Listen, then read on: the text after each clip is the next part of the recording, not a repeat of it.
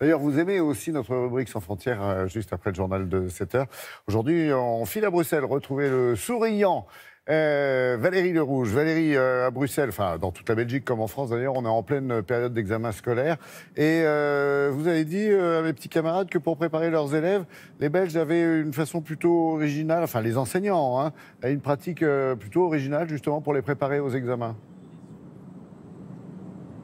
Oui, bonjour Laurent, bonjour à tous. Il s'agit d'une technique de méditation en classe. Ce sont des séances de 20 minutes sur les heures de cours, donc, durant lesquelles on apprend aux élèves à respirer lentement et surtout à focaliser leur attention sur une seule chose, sur leur respiration, sur une sensation, sur une odeur. Le but, c'est d'évacuer tout le reste et de ne pas se laisser porter par l'agitation du moment. C'est ce qu'on appelle la méditation de pleine conscience. Alors, des enseignants l'avaient déjà testé pour réduire les conflits en classe avec succès. Et ils le font maintenant pour effectivement mieux préparer leurs élèves aux examens. Ça concerne tous les élèves, tous les niveaux, car ici, chaque année, les élèves passent des examens scolaires. Reportage avec Thomas Cuny et nos amis de la RTBF. Les yeux fermés, concentration maximale, ces élèves sont en pleine séance de méditation. Je vais vous emmener dans votre île intérieure.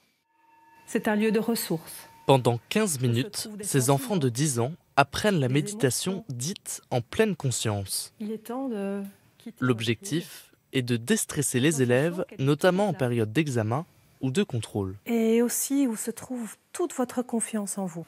Des séances qui semblent porter leurs fruits. Depuis l'année, j'étais vraiment super stressée. Et depuis que je fais la méditation chez moi et à l'école, je suis moins stressée.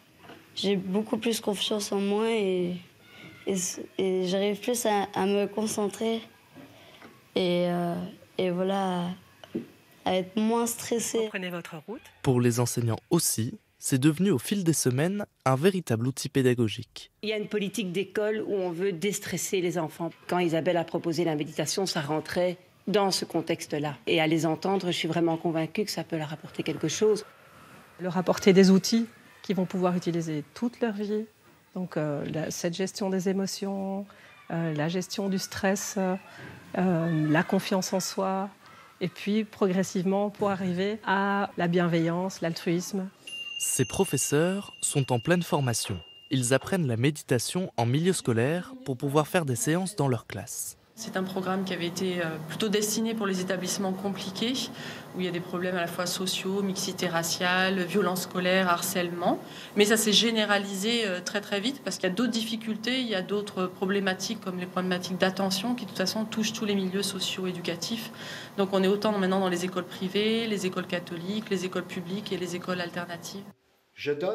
Une méthode encore expérimentale, mais certaines associations souhaiteraient que ces séances soient intégrées au programme scolaire et aux études d'enseignants. Ça a l'air super comme méthode, en tout cas, ça a l'air de porter ses fruits avec ces jeunes plus détendus, effectivement. Ça se pratique ailleurs, Valérie ? Oui, alors aux États-Unis, au Canada, c'est assez répandu.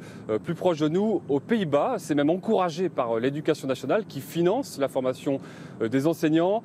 Et en France, c'est très très poussif. Alors ça existe dans quelques écoles de manière très expérimentale, mais on sent vraiment que ça n'est non seulement pas encouragé par l'éducation nationale, même si ce n'est pas interdit, mais il y a des réticences. La méditation est souvent associée aux religieux, aux sectes, alors que cette méditation dite de pleine conscience est totalement laïque, mais quitte à sortir un peu des sentiers battus, les enseignants en France préfèrent éventuellement s'essayer au yoga.